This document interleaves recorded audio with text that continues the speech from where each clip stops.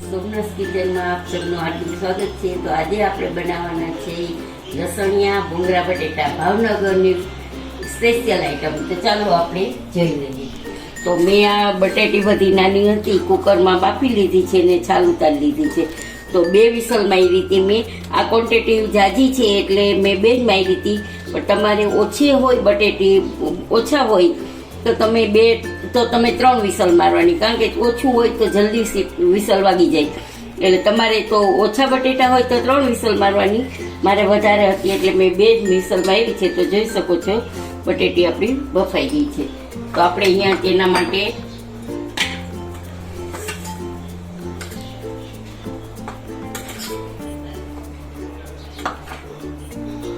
ત્રણ ચમચી મરચું લીધું છે, 2 ચમચી ધાણા જીરું લીધું છે અને ચપટી હળદર લીધી છે અને આટલું નિમક લીધું છે। તો આપણે એની પેસ્ટ કરવાની છે।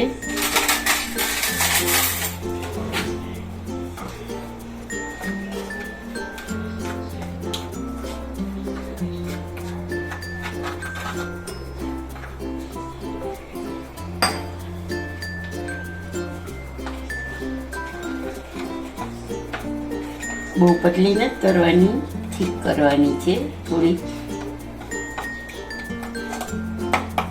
વધારે છે જરાક ઠીક લાગે છે તો થોડુંક પાણી ઉમેરી આપણે ને થોડીક પતલી કરશું। ત્યારે સુધીમાં આપણે અહીંયા ગેસ ઉપર તેલ મૂકી દઈએ।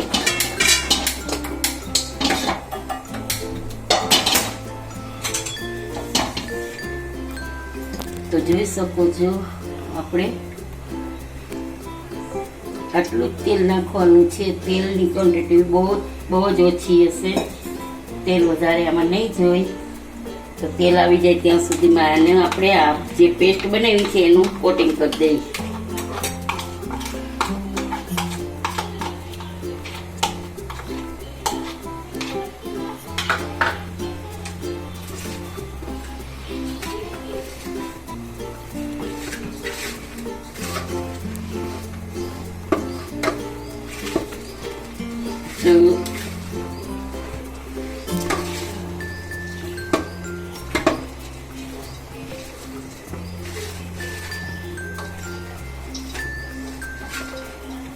તો આપણે આનું કોટિંગ થઈ ગયું છે।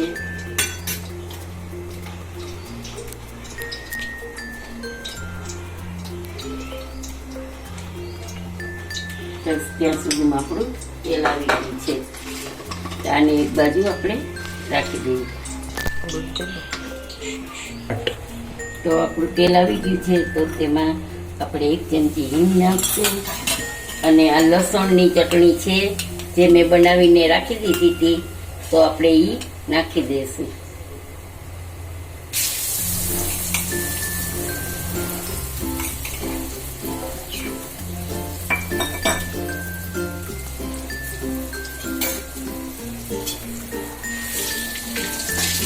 ગેસની ફ્લેમ સ્લો પર નાખશું સાવ, એટલે આપણી લસણની ચટણી બળે નહીં।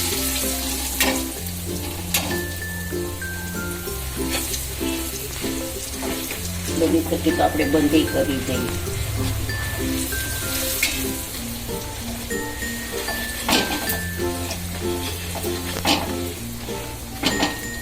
લસણ ચટણી છે તેમાં થોડું ધાણા જીરું નાખશું, ચપટી હળદર નાખશું અને જરાક ગરમ મસાલો નાખશું। આમાં તમે પાછું જુનાગઢ ને ધોરાજી સાઈડના ભૂંગળા બટેટા ખાવ તો એ ગ્રેવી વાળા હોય છે, તો આપણે આમાં થોડુંક પાણી નાખી દઈએ તો આપણી લસણ ચટણી બળે નહીં। હવે આપણે એકદમ ઉકાળવા દઈશું, ગેસ પાછો ચાલુ કરી દઈએ। જુનાગઢ સાઈડ ધોરાજી સાઈડના ભૂંગળા બટેટા ખાવ ને તો એ ભૂંગળા બટેટા પાછા ગ્રેવી વાળા હોય। તો તમારે જો એવા ગ્રેવી વાળા ખાવા હોય ને તો તમે 1 ટમેટું, 2 ટમેટા, 2 ડુંગળી ને ગ્રેવી કરી નાખી શકો છો। તો એ પણ આવી જ રીતે થાય, એમાં ગ્રેવી નાખી દેવાની।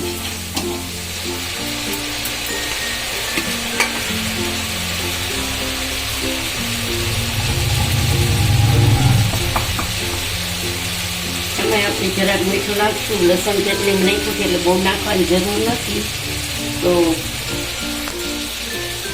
જરાક એક નાખ્યું છે આપણે.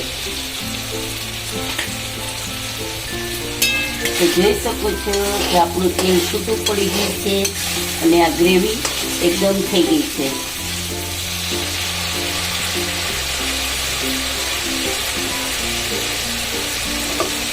તો હવે આપણે અને થોડોક આમચૂર પાવડર નાખશું આપણે.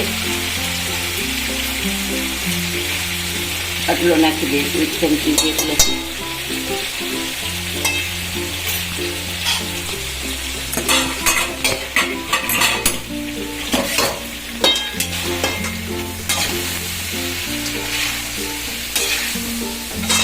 હલાવવામાં બહુ ધ્યાન રાખવાનું કે જોવાનું કે આપણી ગ્રેવી આ બટેટા એ કંઈ છુંદાવા ન જોઈએ.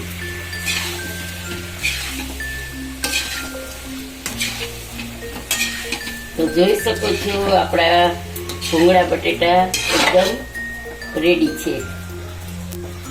પછી આપણે એમાં હજી ગેસ ચાલુ જ છે,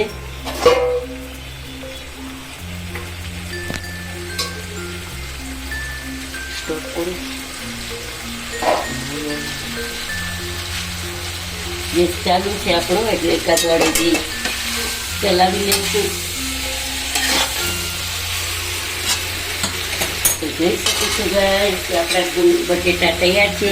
તો હવે આપણે ભૂંગળા તળશું અને કોથમીર ધાણા ભાજીથી આપણે ગાર્નિશ કરી લીધું છે. બરાબર, ગેસને બંધ કરી દઈશું. તો આપણા આ બટેટા તૈયાર છે. તો ભૂંગળા હવે તળવાના છે. ચાલો,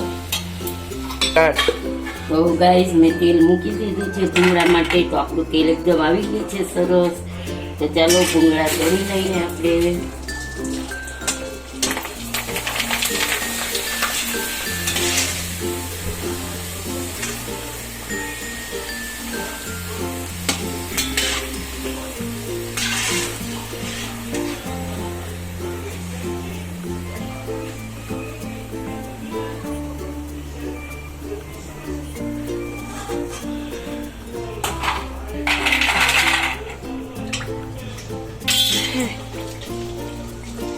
તો આજે આપણે ભૂંગળા બટેટાની ક્વોન્ટિટી વધારે છે, કારણ કે આજે આપણા ઘરે ગેસ્ટ આવવાના છે. તો થોડાક વધારે બનાવ્યા છે, તો તમે ઓછા પણ બનાવી શકો છો.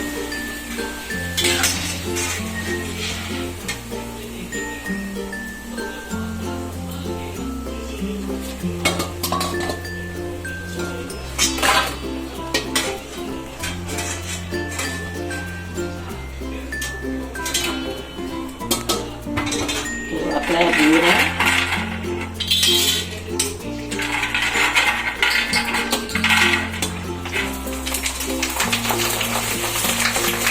પછી ગેસ ખાસ કરી દેવાનો એવું લાગે તો, ધીમો ગેસ હશે ને તો સરસ તળાશે. બહુ તેલ આવી જાય તો.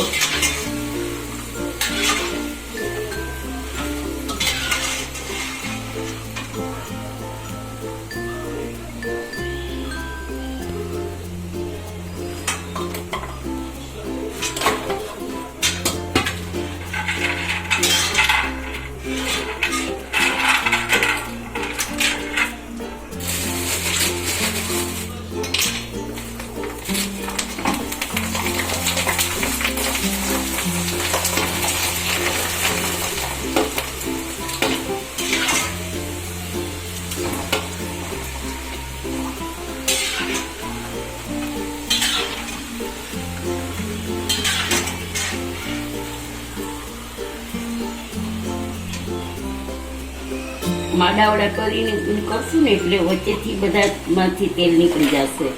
તેલ નહીં લઈએ.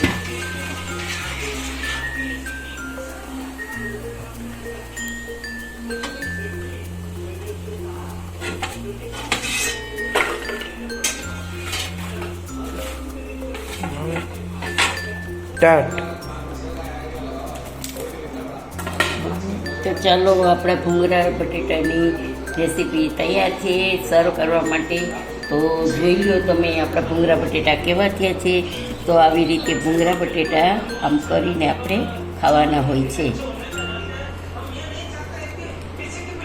તો તમે જોઈ શકો છો કે કેવી છે અને મારી રેસીપી કેવી લાગી તે મને જણાવજો. કોમેન્ટ કર